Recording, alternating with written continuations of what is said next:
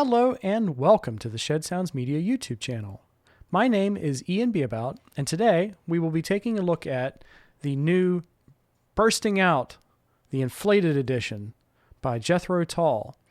This is the latest in a series of excellent remixes and repackaging of classic Tull recordings. So far, the work has primarily been done with the studio records, but with the caveat that sometimes live material was included or live footage was included. But to date, this is the very first completely live box in the series. And for me, that makes it something rather special. So what I'm going to do is I'm going to go down disc by disc. I think going track by track on a release like this would be kind of absurd.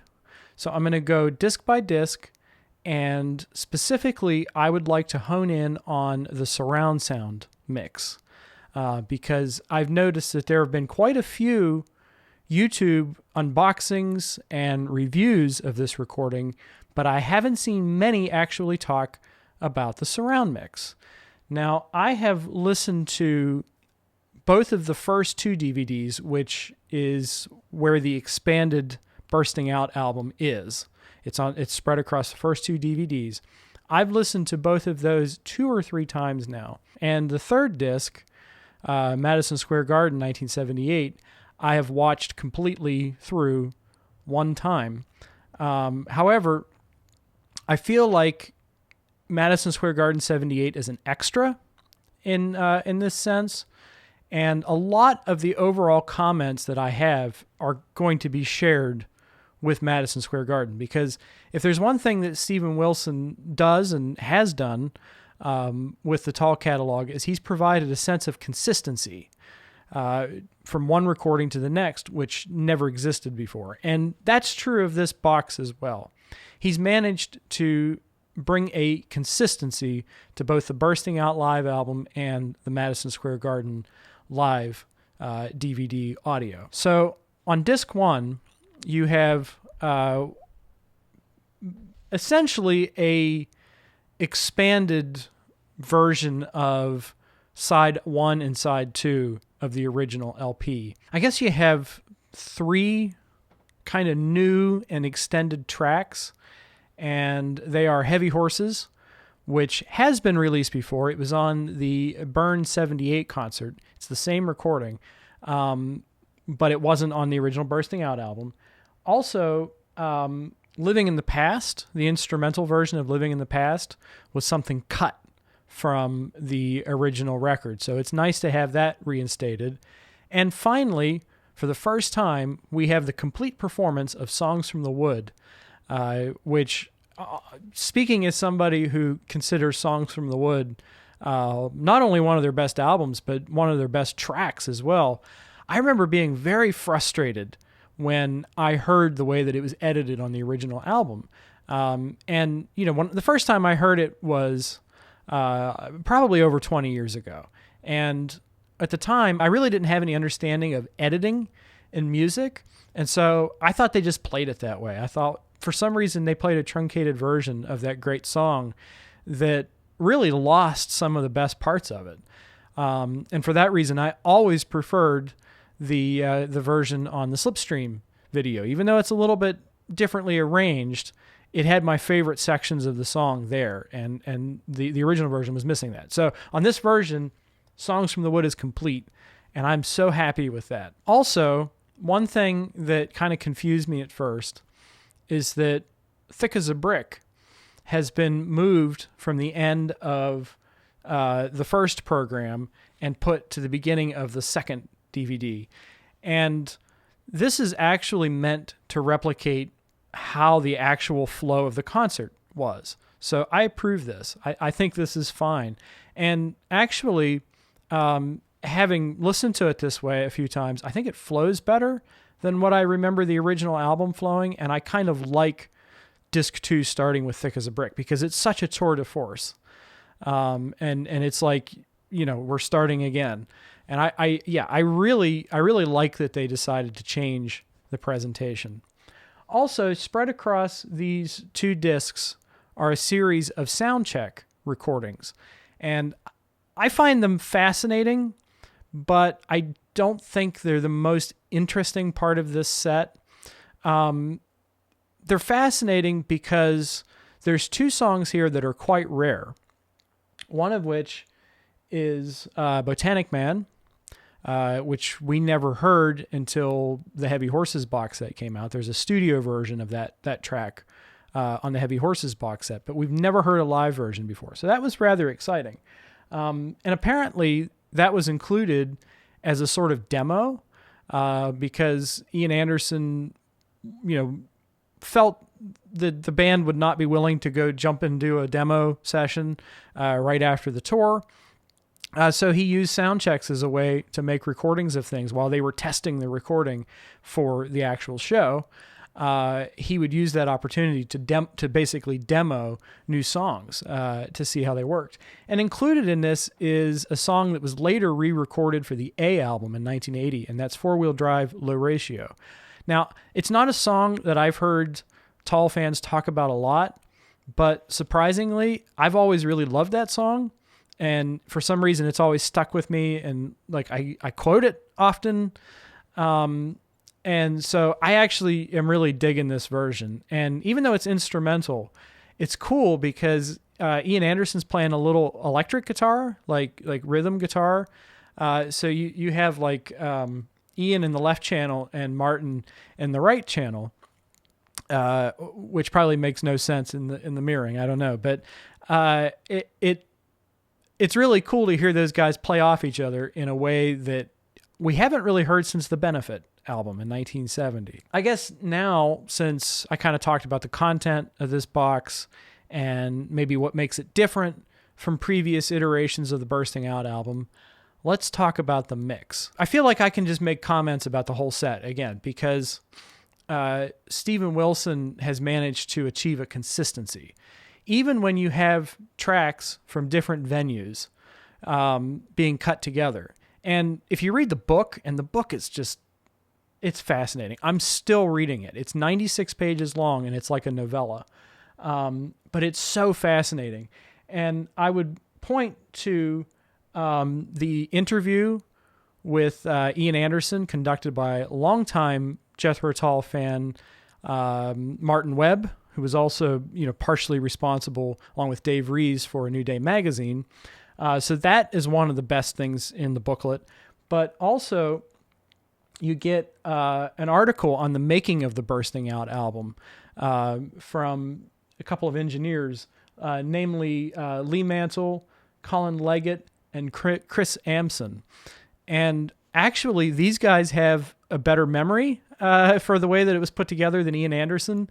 And that's one of my favorite things included here, because I always kind of felt that the Bursting Out album was, okay, Tull just played on stage and we recorded it, but you find out that it was something that was very much meditated, and they had to spend time like practicing real changes and making sure that they got the songs that they wanted to get. So, they would go out on stage, and the sound guys, the guys who are responsible for both mixing the live show and also recording it, would work in these parts in the show where there would be more stage banter, so that they could do this quick change. And they described the real change as being like a pit. A pit in like Formula One racing or NASCAR or something like that, which is, hilarious. It's a hilarious image, thinking of these guys switching the tapes over real fast and getting it done in like a split second, so you don't miss anything. So that's fascinating. And then also it was done to 8-track, which, you think about it, like 24 tracks, you have a lot more options. And so what they said they did is they would mix the show in 24-track and then send out submixes to the 8-track recorder. But what you lost a lot of times with the limited tracks, and also because you're not intending to record the audience, is obviously the audience noise. And so the way that this was dealt with in presenting the Bursting Out album is they actually had a 24-track recording from the Burn Festival, which, of course, I mentioned before, we've heard. I have that. I know it's not in print anymore, but fans have access to that recording.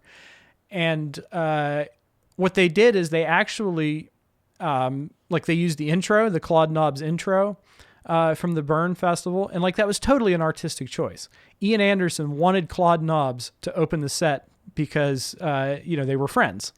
And I love that. So you have the Burn audience opening the set, and then, you do a hard cut into an 8-track recording in some, nonsense hall in Germany.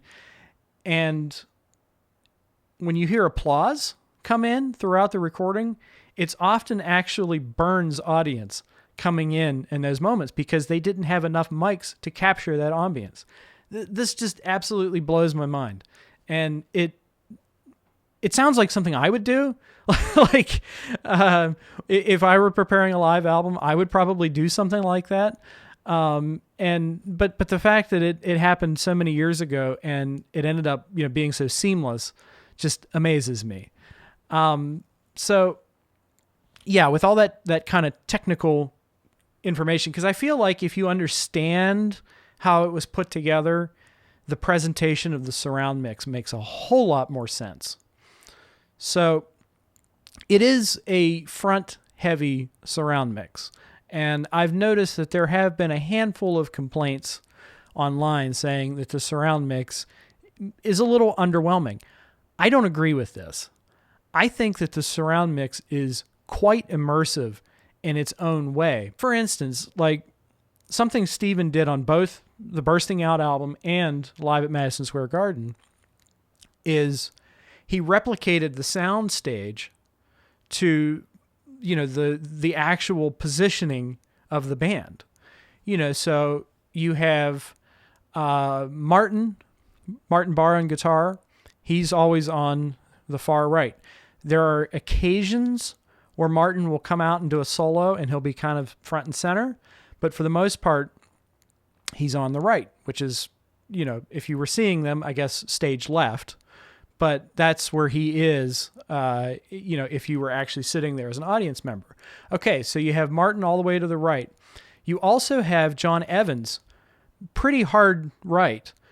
But the way it's mixed, I almost wonder if it was done as a spatial audio mix, as an Atmos mix that was converted down to 5.1, because you can really feel John Evans' relationship in space to Martin Barr just by listening to it. And then also you have Dee Palmer on the I guess stage right or the left channel, and you can hear sounds from both of the keyboards coming in the rears at all times. And then you have Ian Anderson dead center, and a lot of Barry Barlow's drum parts seem to be coming from the height speakers, which is fascinating because this isn't a 7.1 mix. It's a 5.1 mix. But every time he plays those tom rolls, like in No Lullaby, or especially like his drum solo, they sound like they're coming from above. And I think that's so cool. That's such creative use of the surround sound technology. And then, of course, you have John Glasscock, or, Tony Williams in the case of the Madison Square Garden show, is just slightly off center. He's always kind of sort of positioned center left. So a lot of times what you get out of the left channel is a little bit of bass. But if you close your eyes and then, you hear kind of like the audience noise and a little bit of reverberation, a little bit of keyboard stuff in the back, it really does feel like you're in the hall, especially when you watch the footage. And I know I'll get to DVD 3 in a moment, but it really does give you this feeling like you are there and Jethro Tull is right in front of you and you are seeing them at their absolute height. And, along with the positioning, each part has such clarity that I've never heard with this album before. I always thought this album was not so great sounding. And I always felt that it kind of stood out where the edits were, where the switch from one venue to another happened. I can't really tell anymore. I don't know what Wilson has done, but he's made it more consistent across the board.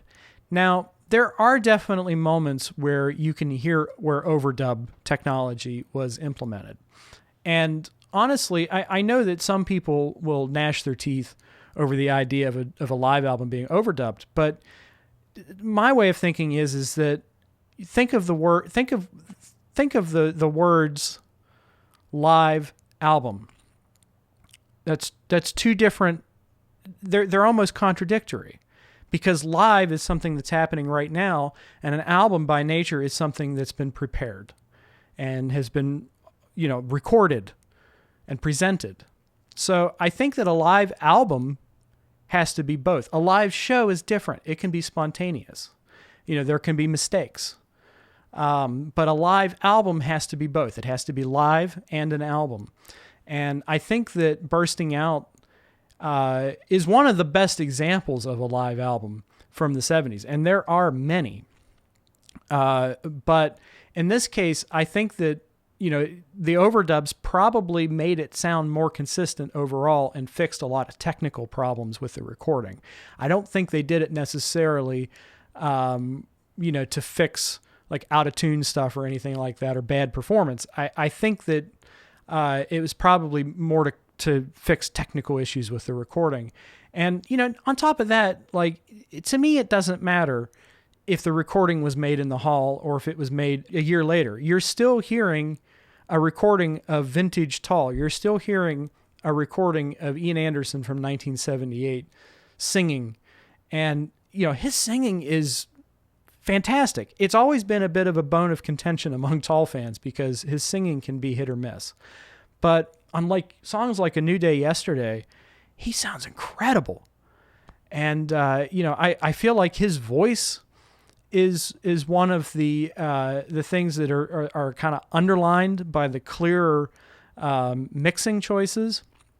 Also, Martin's guitar, some of the effects that he used are wicked. Especially on Hunting Girl on track 2 of disc 2, whatever that phaser distortion combination he was using is wicked. And, you can hear every detail like he's sitting in the room with you. How incredible is that? To me, this is how I want to hear music. I when I hear a recording, I want it to sound like the guys are here in the room every time. And I feel like this set just succeeds massively in terms of the presentation. And I'm beyond thrilled with it. So moving on to disc 3, which I think that the Madison Square Garden show is better sounding. And it probably is down to the fact that it was recorded better than the Bursting Out album. And I haven't looked at the book yet, but I'm going to guess it was a 24-track recording because, oh boy, it is something else. And, I made the mistake of listening and watching the Madison Square Garden performance first because the Thick as a Brick performance on that, I think, is the version of Thick as a Brick. And, I love the studio album, of course, but I have used that clip of the Madison Square Garden show to introduce people to Jethro Tull's music, successfully and unsuccessfully. But it's always been my favorite thing, or one of my favorite things they've ever done. And to see this, and I think the footage has been cleaned up too. And there's a little bit more footage. I was listening to it and I was thinking, this set's pretty good. The performance is maybe a little lacking in spots, but the sound is really good. But then at the end of Heavy Horses, suddenly Ian Anderson comes on and, he's conducting the Barry Barlow's drum hits at the end of that. And I just got chills, cause I didn't expect it. I didn't expect to get a few seconds of extra footage that we hadn't seen before. But that just made me so happy. And then watching it go into Thick as a Brick with such clarity and almost it was almost studio quality, but with that ambience and that spark of live performance. And gosh, it was just, to me, it was just so moving to see it and to hear it like it was there, like I was there. I will, that's something that, it's very rare experience, to feel like I was a kid again. Like that's really what this set makes me feel like. And specifically watching Madison Square Garden it just reminds me of being a kid. And, can you tell I'm happy with this? Do I need to say any more? So to conclude, I think Steven Wilson has done a wonderful job once again. And if this is the last thing he does for Jethro Tull, I feel like he will go out on a high note. And I even compared this to some of the original mixes, because you do get a flat transfer of the original Bursting Out album on the DVD. And, anybody who wants to cry that these are somehow erasing the original versions, look no further than the flat transfers, because they're actually putting the original versions back in print as well as the new versions. So I like that. I'm glad that these sets are able to do that.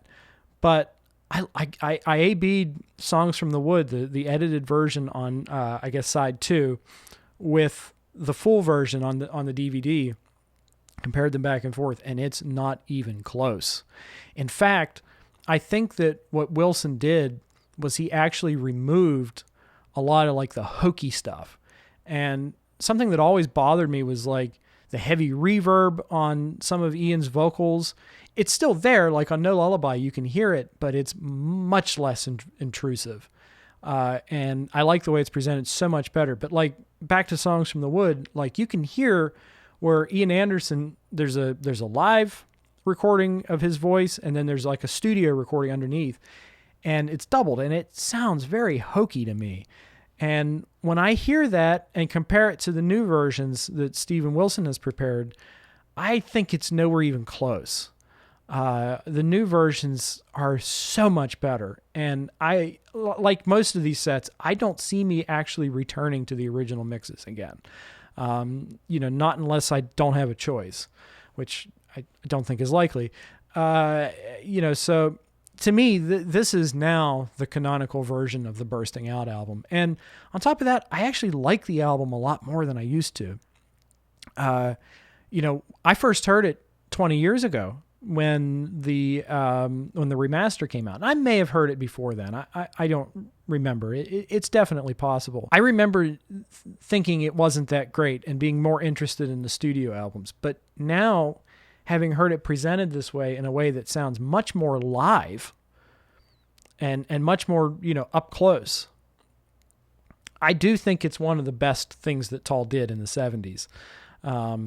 And I think there's a lot of iconic stuff on here, like the flute solo, for instance. That's something that even on Tull shows of old, and even as a flute player, I get kind of bored. I start shifting in my seat during the flute solo. This mix of it on both disc 1 and disc 3, this is some of the best use of surround technology, because when Ian plays a note, it sounds, so clear and tonally beautiful. And then you hear like the echo effects, the reverb in the back channels. And again, it's like, it's putting you right there in the hall. And, I can't get enough of this kind of stuff. I think this is so special. I've said before that when these sets come, it's like a special event to me. And, they always make me so happy, and this is no exception. And, so I don't think there's much more to say, other than to say you might want to scoop it up if you don't already have it, because it seems to be selling really well, and these things can get really expensive. I also, I guess I read that not only is Steven Wilson leaving, but Tim Chaxfield is also leaving, who's the kind of the production coordinator. And I think that's a real shame. I'm kind of concerned about the future of these box sets. I mean, I'm sure that they can find somebody to coordinate the production, and I'm sure that they can find somebody who can do the mixes. It's probably the other guy, the guy who mixed Rock Flute, but the Pineapple Thief guy. I don't know why I'm blanking on his name, but I'm sure he'll do a great job. But if this is the last time that we get a set that is presented this well, it would be really a shame, because I would definitely buy future studio album boxes. I would be interested in an Under Wraps box set, potentially coupled with Walk Into Light as an extra. I would be interested in surround mixes of Ian Anderson's solo material, like Divinities. I think that would be great. With some live material. I would also be into a box of Roots to Branches, because that's a show that I saw when I was very young, and it was kind of like my first live music experience. So I would love it if they found a way to continue this series. And here's the most important part: at the level of quality that we've seen with the boxes so far. So that's my hope. But in the meantime, I recommend this box wholeheartedly, especially if you're a Tull fan. Definitely if you're a fan of surround sound stuff, because it's so immersive. That's the thing, is like when I listen to this and watch the performance, the Madison Square Garden performance, I feel like I'm there. And it's so exciting in a visceral way.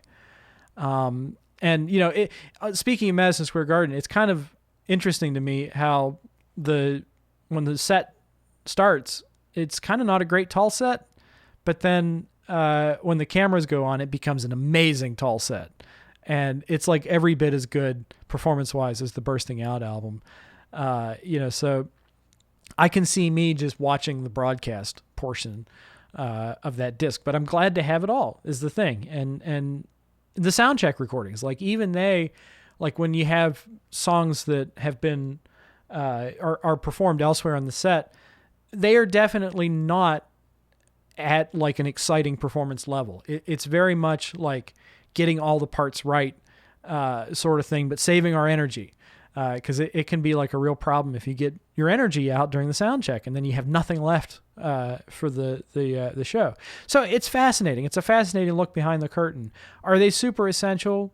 Not really, but I guess the point is that I like how these box sets present, maybe not all, but it presents enough to be comprehensive for us fans to kind of put together a little, visual, imagine what it's like to be there. And I really dig that. And, I want to see more of this. So, definitely support this release if you can, and pick it up and listen to it a lot, because I don't think you'll be disappointed.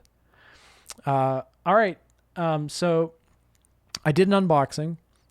This is kind of the surround sound centric review. Next up, I'm going to do a third video of this, and I don't know when that's going to come. It might be a few weeks from now.